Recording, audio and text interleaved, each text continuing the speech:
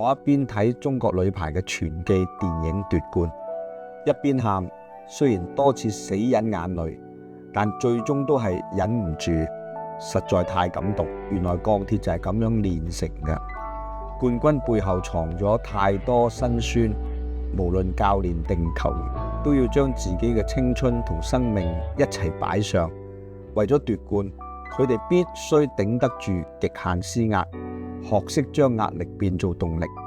永不言敗，甘心為此付出驚人代價。為此，我真係要向中國女排致上最高敬意。老一輩嘅運動員一直孭住好沉重嘅包袱，死忍地獄式訓練，就係為咗輸唔起而一定要贏冠軍。背後其實係承載住13億人民嘅百年恥辱。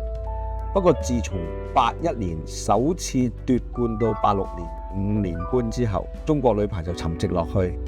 因為運動變成咗包袱同累贅。中國人點解咁愛面子？其實都係活喺呢種扭曲情懷裏面。後來郎平決定放棄美國國家女排教練嘅高薪厚職，返國內重新訓練改革，終於再次帶領中國女排奪冠。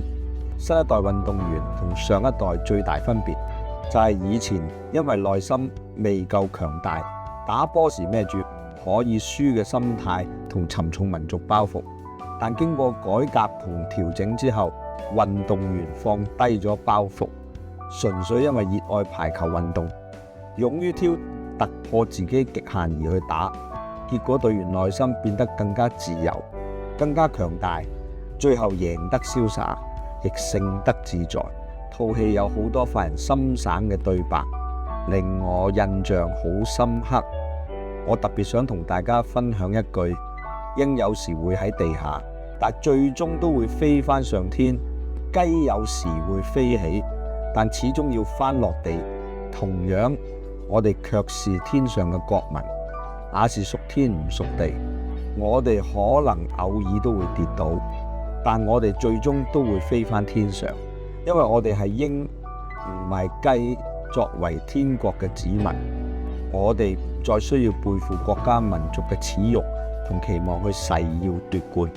因為基督耶穌早已喺十字架上為我們背負了一切重擔，並且宣告成了。神已經藉住十字架嘅救贖，宣告死而復活嘅耶穌已經戰勝死亡嘅權勢，並且一定會帶領我哋一齊得勝。我哋有聖父喺天上作王，有聖子作耶和華軍隊嘅元帥，有聖靈作天國國家隊嘅教練，簡直係無得輸。只要被訓練出信不疑嘅信心，緊握聖靈嘅寶劍，我哋必能抵擋末世嘅災難同迷惑，奮戰到底，最終得勝。父啊，喺呢刻我深深呼求你，賜俾下一代剛強壯膽。我哋願意向佢哋委身，好好為你培訓新一代天國國家隊，等佢哋可以超越我哋，不單止教識佢哋點樣依靠聖靈嘅大能，亦協助佢哋全然釋放生命潮能，為天國打一場美好嘅仗，俾仇敵致命一擊。喺呢度，我呼召天國子民一齊奮起參軍。你本係凡人，卻能活出不平凡嘅人生，超越舊我，活出新我，打出氣勢，為天國奪冠而奮起爭戰，好叫天父嘅名因你我而被尊奉，天國因有你我而驕傲。